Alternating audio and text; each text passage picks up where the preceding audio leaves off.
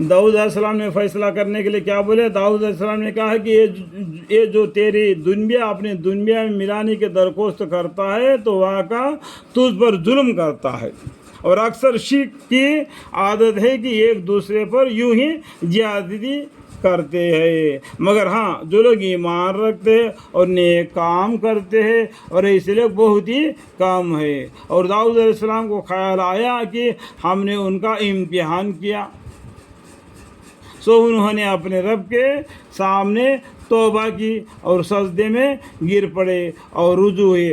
اللہ اکبر، اللہ اکبر۔ یہاں پر کیا ہو گیا؟ تو ان کو خیال آ گیا، اور ایسے لوگ بہت ہی کم ہیں، اور داؤد علیہ السلام کو خیال آیا کہ ہم نے ان کا امتحان کیا۔ ایک قصص الانبیاء میں داؤد علیہ السلام کا قصہ پڑھنے سے ایک دبی ہوئی معنی آپ کو معلوم ہو جائے گی۔ سو انہوں نے اپنے اپنے رب کے سامنے توبہ کی اور سجدے میں گر پڑے اور رجوع ہو گئے۔ اللہ اکبر، اللہ اکبر۔ سو ہم نے ان کو وہ امر معاف کر دیا، اور ہمارے یہاں ان کے لیے خاص قرب اور اعلیٰ درجے کی نیک انجام ہے۔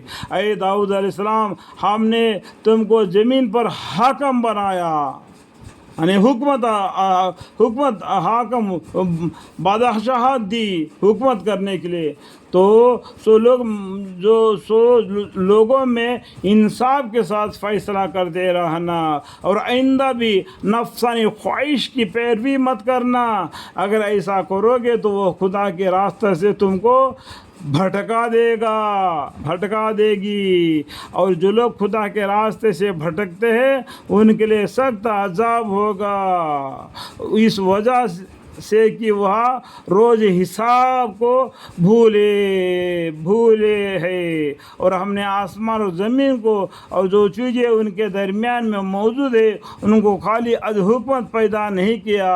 اللہ تعالیٰ کیا بولتے ہیں؟ اور ہم نے یعنی اللہ تعالیٰ نے آسمان اور زمین کو اور جو چیزیں ان کے درمیان میں موجود ہے ان کو خالی از حکمت پیدا نہیں کیا، یہ یعنی ان کا خالی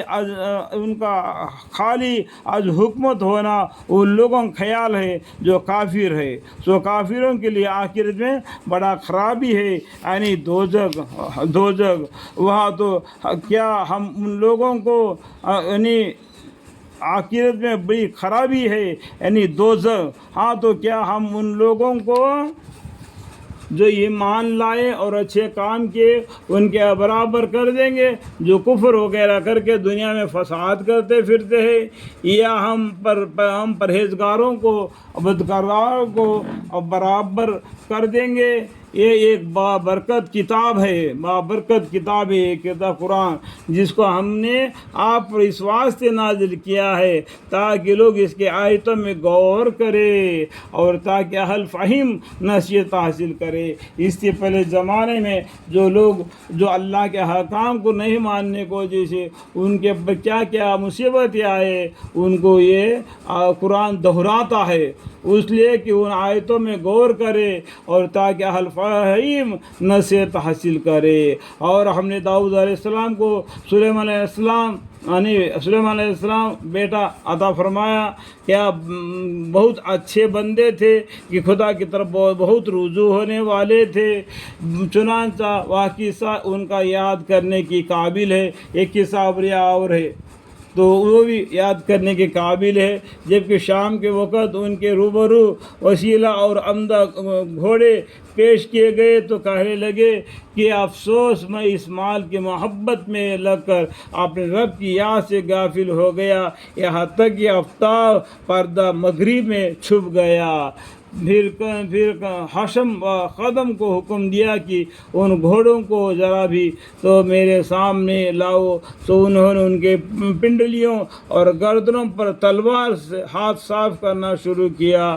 اور ہم نے سلیمان علیہ السلام کو ایک اور طرح بھی امتحان میں ڈالا اور ہم نے ان کے تخت پر ایک ادھورا دھڑ لا ڈالا. پھر انہوں نے خدا کی طرف رجوع کیا, دعا مانگی کہ اے رب میرا پچھلا قصور معاف کر اور آئندہ کے لیے مجھ کو ایسے سلطنت دے کہ میرے سوا میرے زمانے میں کسی کو میسر نہ ہو. اس طریقے سے انہوں نے دعا مانگی اللہ سے. آپ بڑے دینے والے ہیں. اس کے پیچھے میں دبی بھی بہت سے معنی ہے میرے بھائی.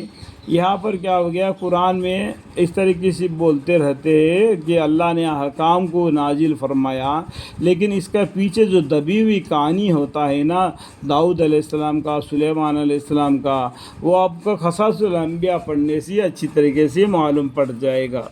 ایک میرے طرف سے رائے ہے, میں نے آپ کو بتا رہا ہوں. آپ پڑھنے بڑے دینے والے, اس طریقے سے دعا مانگیا.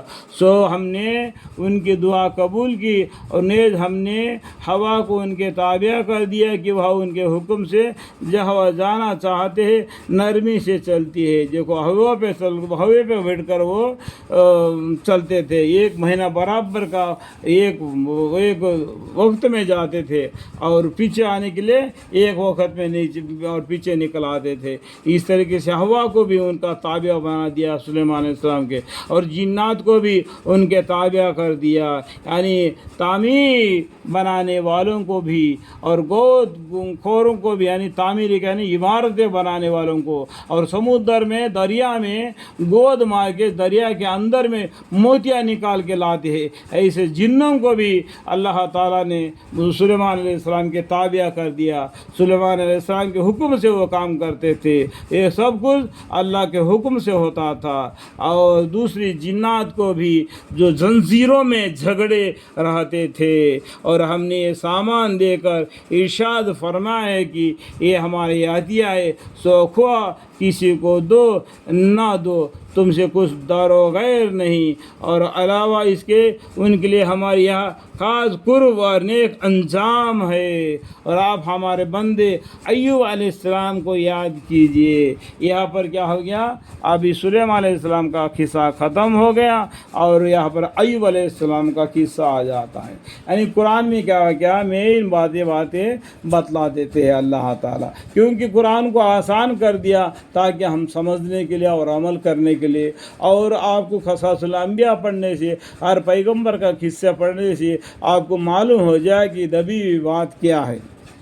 یہ یہاں پر ایوب علیہ السلام کو یاد کیجئے, جب کہ انہوں نے اپنے رب کو پکارا کہ شیطان نے مجھ کو رنج اور آذر پہنچایا ہے. انہوں نے دعا کیا ہے جب کہ انہوں نے اپنے رب کو پکارا, یا اللہ کہ یہ شیطان نے مجھ کو رنج اور آذر پہنچایا ہے. اس طریقے سے اللہ کو پکار کے